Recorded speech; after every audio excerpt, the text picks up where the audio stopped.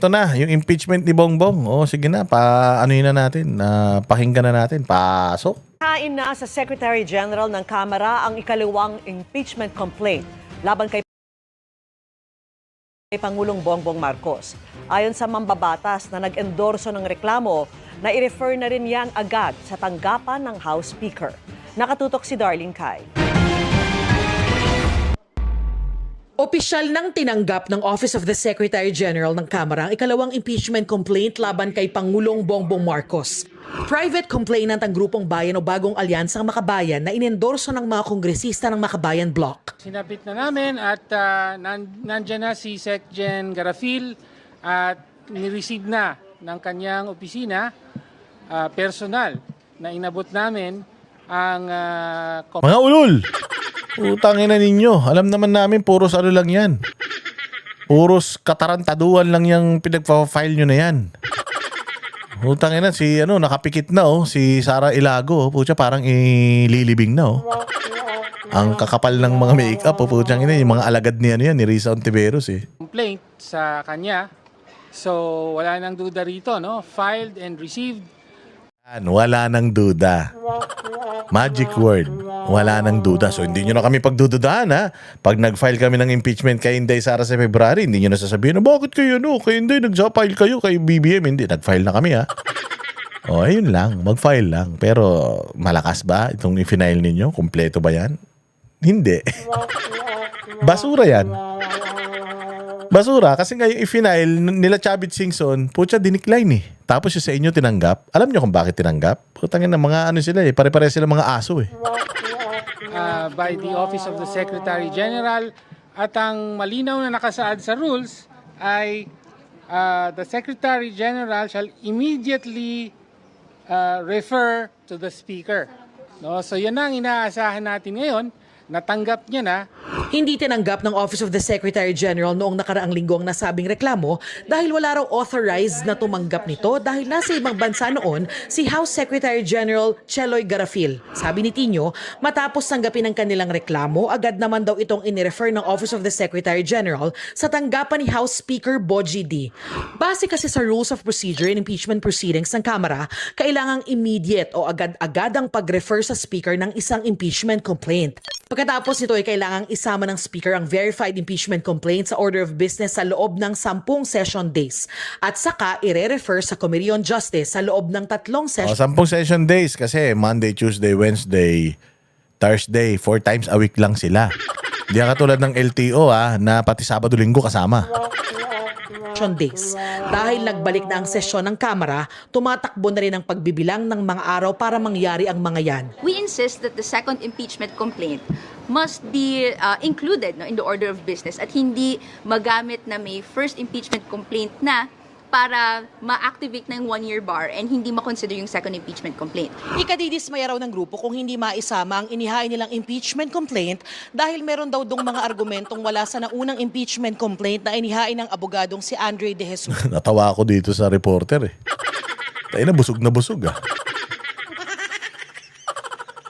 Ate, meron akong i-refer sa'yo.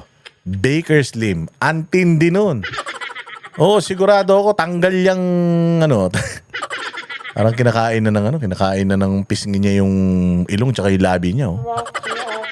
Pag nag-Baker Slim ka, papayat ka visit mo si Doc Miguel Baker ng Baker Medical Aesthetics para hindi ka hinihingal. Kapag nagre-report ako dati, pag nagbablog ako, hinihingal ako ngayon, hindi na. Thank you so much, Doc Miguel. Obviously, magiging malinaw na maniobra yon kung mag-iitsapwera sila ng aming complaint o iba pang complaint na maari pang dumating. No? So, malinaw na paborito sa presidente pagka ganon. No? Lalo pa at sinasabi na yung naunang complaint ay somehow or other associated din daw sa Malacanang. No? So talagang magdududa ka at malinaw na paglapastangan ito sa constitutional process ng impeachment at pagpapanagot sa presidente. No? Kaya parang hirap na hirap banggitin. Hirap na hirap banggitin. Tayo na talaga, sabi ko, iba lahat, wala na talaga to, mga taga Makabayan. Putya, talagang alam mo sa mga, ano nila, sa mga kilos nila, alam mo talagang, putya, palabas lang to. Dapat hindi mangyari yon. Nauna nang itinanggi ni De Jesus at ng Malacanang na sinadyang pagsasampa ng umano'y malabnaw na impeachment complaint. Bukod sa grupong bayan, nagtangka rin at nabigo ang ilang dating opisyal ng gobyerno na maghain ng impeachment laban sa Pangulo dahil wala nga si Secretary Ano to si Girapil, walang hiya yung mukha, oh. Tangina, parang si Napoles na mas maraming nakuhang komisyon, oh. Oh, Girapil, attorney, ang kapal ng mukha mo.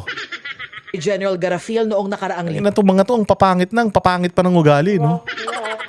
Walang hiya talaga tong mga tao ni Bongbong. Putyang ina, akala mo mga galing sa sa kadiliman. Mga kampo ng kadiliman talaga tong mga to. linggo. Sinusubukan pa ng GMA Integrated News na kunin ang panig ni Garafil. Nauna nang sinabi ng Malacanang na handa ang Pangulo sa mga reklamo at malakas ang loob niyang wala siyang nilabag na anumang batas. Ang presidential son naman na si House Majority Leader Sandro Marcos, hindi raw sasali sa anumang diskusyon o debate kaugnay sa impeachment complaints na kinakaharap Tama, utak yan, eh. Tangina, wala namang alam yan. Anong ban maikihal?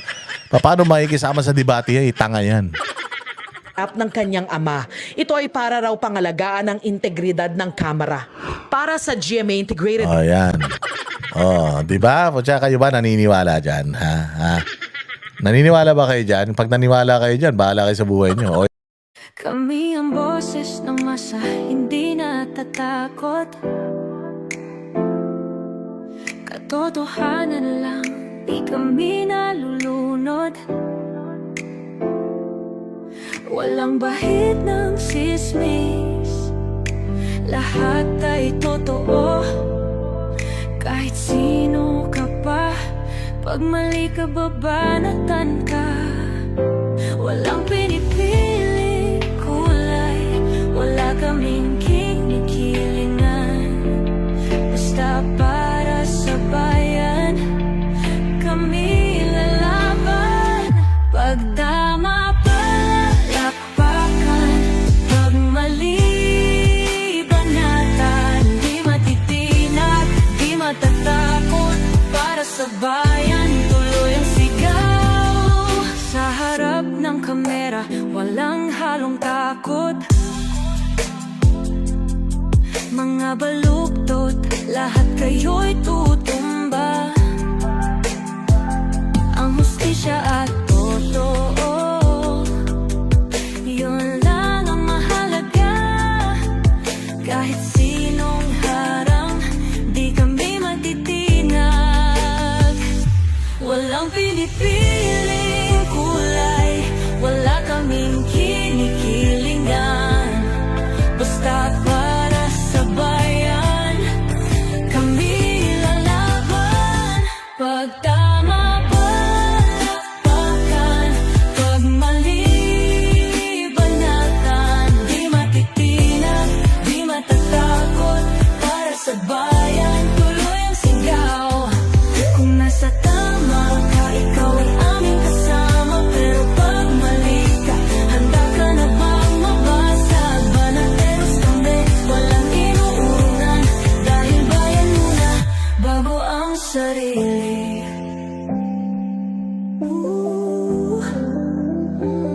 Bago ang sarili.